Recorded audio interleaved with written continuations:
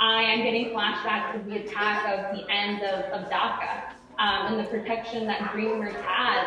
As an affected person, I took a very bold stance in not shutting up.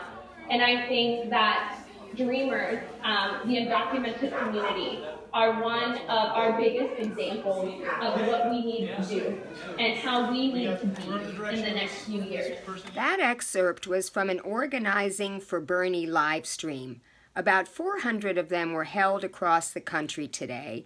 I attended one at the home of Michelle Boley and Taylor Gill, and they are running for Assembly District delegates in California. Elections are being held this weekend and in 2 weekends. And 2 years ago, progressives won 600 seats in the ADEM elections, and they are hoping to repeat their success this year.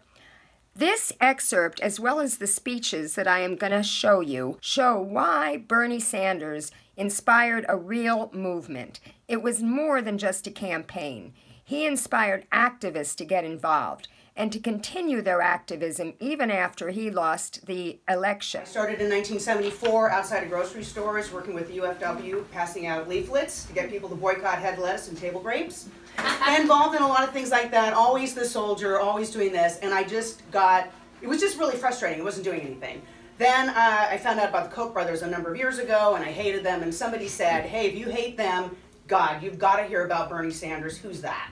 I was sucked in. Here is finally the person that we have needed my entire life. And here he is, and I can go work on his campaign. Canvassed outside in Las Vegas twice. I've been involved in feeding the homeless in the park, all these different things. I realized I had to take it up another level. I am completely out of my comfort zone. I'm a motion picture sound editor. I'm a union member for 40 years. People say, oh, you're progressive, and I always say, actually, I think I'm a regressive. I want what my parents and my grandparents had.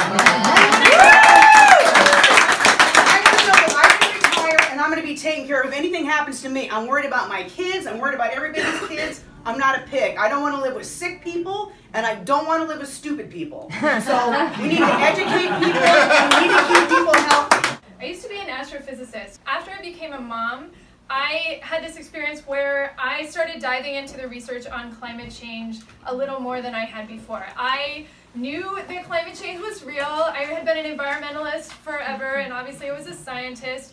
But something about being a mom made me actually read the scientific papers, and honestly, I freaked out. I didn't know, frankly, how dire the prospects were for my children. And so that started me on this trajectory of getting involved in politics. I came to a point where I decided I wanted to devote my life to this issue, so I changed my career. Now I teach sustainability at CSUN, and I also do environmental activism on the side. That's mostly what I've been doing, and that got me in this journey into politics, and now to this place where my city council member resigned, and I decided to throw my hat into the ring, even though I am not a natural politician. I'm an introvert. Doesn't feel like my calling in like my natural skill set, but it feels like something I have to do to protect my students and my kids and all young people in this world. The reason I got involved with all this stuff is my dad died when I was 18 from a diet drug that is now illegal in the United States, but it was a prescription drug, and because of our for-profit pharmaceutical system, it ended up being something that was allowed on the American market when it was illegal in 13 different markets. So I started organizing for Medicare for All basically from that point on. I worked for the Obama campaign back when we thought that he was going to silly me. And you know, that's obviously not one of the promises he kept. And so I started asking myself why.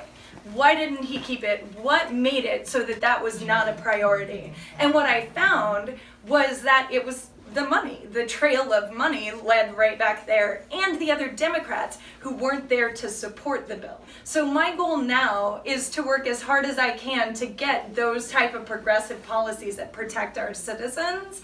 There's a majority of people who want these type of policies, and until we make all of the Democratic Party and the people we elect match, it's it's never going to happen. I've worked with underserved communities and the disabled community with an organization called CRE Outreach, and we work with folks that are blind, disabled, and also on the autism spectrum, so I'm on their board. Those are the things that I've been doing in my life, and I really have a focus on those of us that are underserved, that are disabled, that are poor. I was another person who worked very, very hard as a precinct captain for Obama in '08. And I did that in North Hollywood and had a lot of hope, and then the day after he was elected, the people that he appointed told me that was a fool's errand. So that was too bad. Then we worked with Bernie. I volunteered for him, and really what I see is that we can organize around popular progressive policies, and we have a large coalition that supports those policies. So what is keeping that from becoming law? It's moneyed interests. It's super simple. But when I go around door to door, we didn't have any resistance to the issues we're putting forward. We had none. Everyone was excited to talk with us. Everyone was excited to, sign on. But when we attach it to a personality that someone has demonized or what have you, you have a lot of trouble. So I think we have a real opportunity to bring people like us, normal, regular people, generate support and get us to work to influence the party in a way that we all want and that people all want. I'm a voice actor, and I have the pleasure of voicing some really rad chicks in video games, and that's a real job. Crazy, right? Anyway, the reason I'm running is because it's time for normal people to stop complaining on Facebook, and do something. So I'm getting involved in the fight, because if I can give a voice to fictional people in video games, I might as well do the same for real human beings.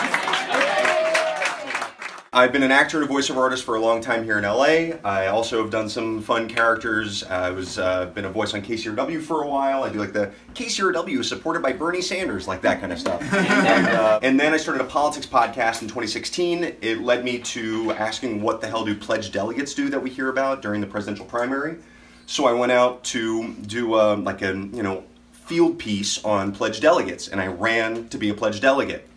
And this was in downtown LA, and I gave a speech. I met these really wonderful people that go on Reddit and would go to swing states to work for Bernie. Like, wow, that's amazing. I've just been talking on a microphone about this. It's so cool. So I left, I got in my car, I'm driving home, and then I got a phone call saying that I tied for first. And I was really blown away, and I realized I actually really wanted to win. And they flipped a coin, I won in the coin toss. So I went to Philadelphia, I went to the DNC, and I saw where the grassroots, the bottom up, meets the top down of the politicians, right? And we don't need to talk like them. We're not legislators. We just talk about our values. We talk about things we care about. I don't know how you're going to pay for Medicare for all, and I don't really give a damn. Figure it out. I have been involved, locally, but when, Bernie announced in 2015, it really gave me some hope. I decided to, become a super volunteer. I dedicated my life, to the campaign. I gave birth to my daughter, Bernice, in January of 2016. She came out of this whole thing. It was just a very joyous time, and that was just like our family's honor to Bernie in our household. I have since, stayed involved in my neighborhood council. I ran for Congress last year. And I am now here, just like everyone else, hoping to bring change to the California Democratic Party. I have had nothing but Democrats represent my area, and I really don't have, much to show for it. I feel that we have been very much left behind, and I think it comes back down to money and politics and where our representatives' loyalties lie. I actually came to the political party a little late, I think. I was always really political, but I wasn't active. And then all of a sudden, 2016 happened. And I woke up the next day, and I realized that, my health was at stake, my health care. I am a pre-existing condition in many ways. And if I wasn't able to afford my health care, I don't know how well I would be able to live, because there are certain meds that I really need. I'm on one right now that's $3,200 a month, all right? I could never afford that. So healthcare was a big reason for me, and then the other was money out of politics. Even our own Democrats were swayed by the money, and like Booker coming out and like not signing on to Bernie's first drug proposition or whatever he had going on, and he didn't do that because he got all this money from the pharmaceutical companies. I'm like, what is that? Why can't we do what our governor just did? Got, you know, everyone to pool California together, and why aren't we doing that? So I'm a documentary filmmaker, and I've been working on confronting a lot of the issues that I've been passionate about through documentary film since college. And every project that I've worked on, starting in 2007, there's Iraq soldiers coming back from the war with PTSD. Then it was bullying and racism in the Charlotte public school system. Then it was, we were at Standing Rock a couple times. We were just in the North Pole filming with scientists, documenting climate change, and did a lot of stuff with the Bernie campaign and at the convention. And it feels like all of these issues, the recurring theme is big corporations and the powerful against the everyday person. It's easy to become angry listening to all that side, but like meeting with people, the people that are actually engaged and out here on a Saturday and care about the issues, that always gives me hope. I served in Iraq and Afghanistan, and while I was there, especially Iraq, I realized that there's definitely money in this country talks more than people's voice, unfortunately, sometimes. That was a completely unnecessary war that we should never have gone into. This war could have been prevented if certain politicians, especially Democrats, had stepped up and voted no for the Iraq war resolution, but instead they mostly caved and gave Bush all the war powers that he wanted. Obama came, got the nomination. He was one of the very few people who was already in politics saying that was a dumb war, we should never got involved. So I supported him as much as I could back in 2007 during the primaries. I was hoping he'd probably do a little more as far as getting us out of Iraq and Afghanistan, and well, you know, things happen the way they do. So, and so of course I heard about Bernie, and I knew about Bernie before, you know, just listening to some of the speeches in the past, and then when he used to be on the Tom Hartman show. And so I was like, who's this guy? This guy's amazing, you know? And so when he started running this previous campaign, I was all for him. I keep hearing all this nonsense about socialism this and socialism that from the right. But I was stationed in Germany for many years, and guess what they spend their tax money on? Healthcare, education, roads. Yeah. They pay for their kids' college stuff. I would ask the Germans many times while I was over there, are you okay with paying these high taxes? They're like, yeah, absolutely we are. Because look what we get in return. And, you know. I've been an activist locally. I'm running for the e-board spot. I'm the treasurer for the Progressive Caucus for the state of California. I'm the vice president for the neighborhood council in Van Nuys. I was elected top spot for Bernie delegate and represented this congressional district in Philadelphia. So for me, this is a passion, right? This is not a job. This isn't what I get paid to do. This is because I'm pissed off at the things that are happening. I not only represent my older father, I represent my daughters that are teenagers. So for me, this is an all-around issue. It's not only healthcare, because that affects me on both sides, but this is also environmental. The Green New Deal. What are we fighting for if we're not going to be able to live on this planet? Right. What are we fighting for? So that's really what kind of, you know, pisses me off to get out there and organize in our community. I worked in corporate America for 20 years. And I got sick of being evaluated on how much money I was generating for the company. Went back to school, got an English degree, and I love my job now. I feel like I'm doing something important, but it's not enough. I go to school, I look at my kids, and I'm sick of the normalcy of the way things are just being accepted. Our kids just accept that you don't have health care. They just accept that college costs $100,000. And I'm in my class going, it doesn't have to be this way. This is a choice that we're making as a community. This is not God did not descend and give us the structure of our society. We've decided. So I'm here to do whatever I can to change things. We're standing in solidarity with our teachers. We are actually have a meetup and joining the strike on Monday. So from 7 a.m. to 9 a.m. we're going to be out in North Hollywood.